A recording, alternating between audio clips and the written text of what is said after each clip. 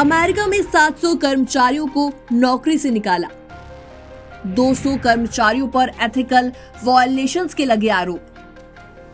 South India case में काफी लोग शामिल हैं।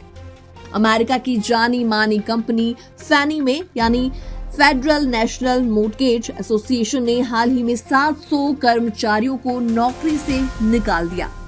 हैरानी की बात इसमें यह है कि इनमें से लगभग 200 कर्मचारियों को एथिकल वायलेशन के चलते निकाला गया है और ज्यादा कर्मचारी तेलुगु मूल के बताए जा रहे हैं।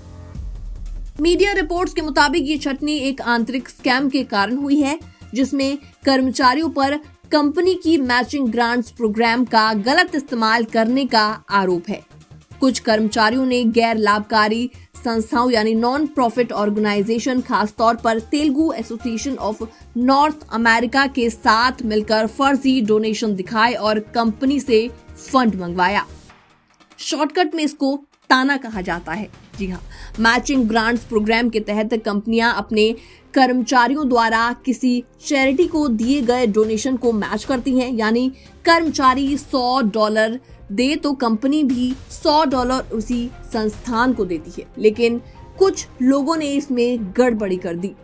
ये वही स्कैम है जिसमें जनवरी 2025 में एप्पल ने भी 100 से ज्यादा कर्मचारियों को निकाल दिया था, जिन पर ताना और अन्य संस्थाओं के साथ मिलकर गड़बड़ी करने का आरोप था।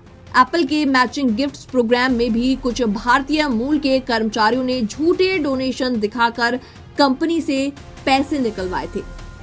सेंटा क्लेरा काउंटी की जांच में पता चला कि $1.5 लाख का घोटाला हुआ है और टैक्स में भी $1 लाख का फर्जी क्लेम किया गया है। एप्पल के एक कर्मचारी क्वैन ने तो कर्मचारियों को पैसा वापस कर दिया और खुद कंपनी से मिलने वाला मैचिंग फंड अपने पास रख लिया, जो कि नियमों का सीधा उल्लंघन था।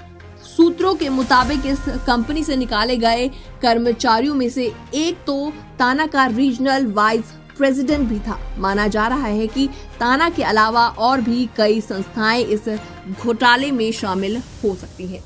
अमेरिका में भारतीय और खासतौर पर तेलुगु समुदाय की प्रतिष्ठा को इसमें बड़ा झटका लगा है। इसके अलावा कंपनी में इमिग्रेंट एम्प्लॉयज पर निगरानी और भी ज्यादा सख्त हो सकती है। इसके अलावा भविष्य में मैचिंग प्रोग्राम्स और CSR गतिविधियों पर पाबंदी भी लग सकती है।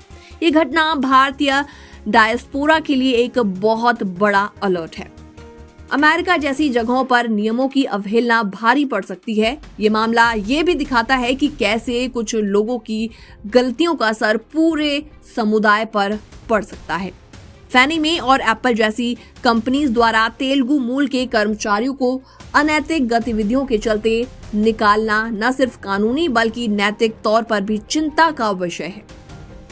भारतीयों को अब अमेरिका में न सिर्फ मेहनत से बल्कि पूरी ईमानदारी और पारदर्शिता के साथ आगे बढ़ना होगा। फिलहाल इस पूरी रिपोर्ट को देखने के बाद आपका क्या रिएक्शन है, आपके क्या विचार हैं?